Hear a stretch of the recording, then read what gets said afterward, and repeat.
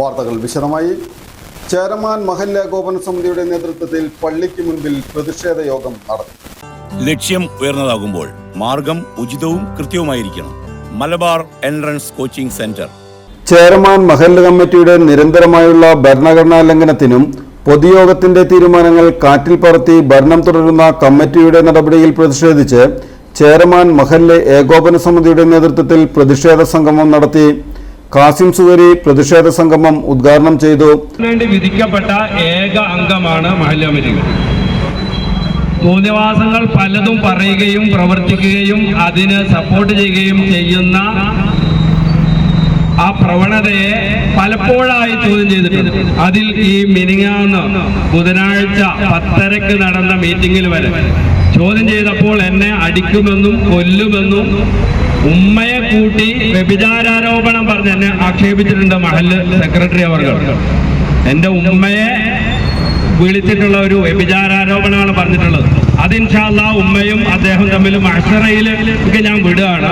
അത് എനിക്ക് കൈകാര്യം ചെയ്യാൻ അറിയാത്തത് കൊണ്ടല്ല, എൻ്റെയും അദ്ദേഹത്തിൻ്റെയും മാന്യതയുടെ അളവ് പോലെ വ്യത്യാസമുള്ളത് കൊണ്ട് ഞാൻ അതിന് അവിടെ ആ രൂപത്തിൽ പ്രതികരിച്ചിട്ടില്ല.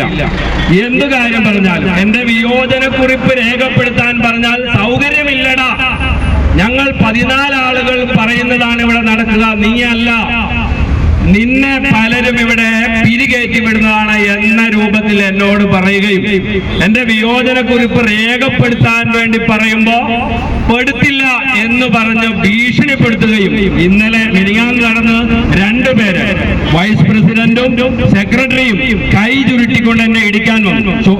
എന്നെ കിട്ടാത്തത് കൊണ്ട് ടേബിളിൽ ഇടിച്ചിട്ട് ഈ ഒരു കൈക്കൊള്ളു നീ എന്ന് പറഞ്ഞ് എന്നെ ഭീഷണിപ്പെടുത്താം, നിന്നെ വേണമെങ്കിൽ മറ്റു രൂപത്തിൽ കൈകാര്യം ചെയ്യാൻ ഞങ്ങൾക്കറിയാം എന്ന ഭീഷണി. ഇങ്ങനെ നിരന്തരം കമ്മിറ്റി യോഗം ഓരോ മീറ്റിംഗ് കൂടുമ്പോഴും ഞാൻ ഇവർ പറയുന്നതിന് എതിര് പറയാൻ മാത്രം ഉള്ള കാര്യങ്ങളെ അവർ പറയാറുള്ളൂ. കോടതിയിൽ ഞങ്ങൾക്ക് വാക്കാൽ കിട്ടിയെന്ന്. എവിടെയാണ് സഹോദരന്മാരെ ഒരു കോടതിയിൽ നിന്ന് ജഡ്ജി ആ പ്രതികൾക്ക് വാക്കാലായ ഒരു വിധി പ്രഖ്യാപിക്കുക? ഏത് പീനൽ കോഡാണ് അതിന് അനുവാദം കൊടുക്കുന്നത്?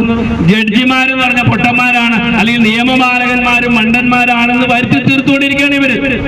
വാക്കാൽ പറഞ്ഞത്ര കോടതിയിൽ നിന്ന് വിധി വാക്കാൽ പറയണമെങ്കിൽ അതെന്ത് കോടതിയായിരിക്കണം?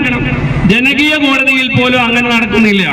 ഇത് നമ്മുടെ പീനൽ കോഡ് അംഗീകരിച്ച കോടതിയിൽ നിന്ന് അങ്ങനെ കിട്ടുന്നത്ര പറയും ഞങ്ങൾ അങ്ങനെ ചെയ്യാൻ പോകുന്നു. ഞാൻ പറഞ്ഞു അത് ഭരണഘടനയ്ക്കെതിരാണ്, ഇവിടെ അങ്ങനെ നടക്കൂ. മഹല്ല് ഏകോപന സമിതി ചെയർമാൻ KS ബഷീർ അധ്യക്ഷത വഹിച്ചു. ഞങ്ങൾക്ക് പറയാൻ കഴിയും, കാരണം അദ്ദേഹം പറഞ്ഞത് വഖഫ് വാക്കാൽ പറഞ്ഞത് ഞങ്ങൾക്ക് വാക്കാലല്ല, രേഖകൾ ഞങ്ങൾക്ക് കഥ പറയാനുണ്ട്. ഒരുപാട് കാര്യങ്ങൾ ഞങ്ങൾക്ക് പറയാനുണ്ട്. കാരണം ഞാനടക്കം 13 പേരുടെ പേര് വിവരങ്ങൾ വിളിച്ചു പറഞ്ഞ് മഹല്ലിന് ബുദ്ധിമുട്ടുണ്ടാക്കിയവരാണെന്ന് പറഞ്ഞു. അതിൽ മുഴുവൻ കാര്യങ്ങളും പറഞ്ഞില്ല, നുണയായ കാര്യങ്ങൾ അവിടെ വിളിച്ച് പറഞ്ഞ് സത്യങ്ങളൊന്നും പറഞ്ഞില്ല.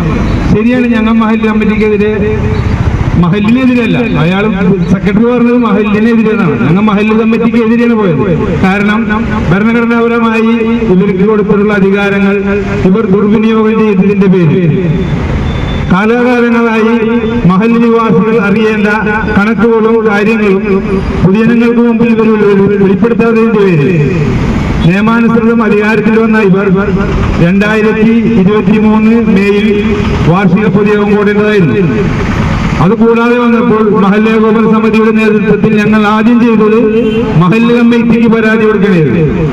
Sunni cultural centre secretary Rafeeq chairman സ്വാഗതവും ബഷീർ പാറയിൽ നന്ദിയും പറഞ്ഞു.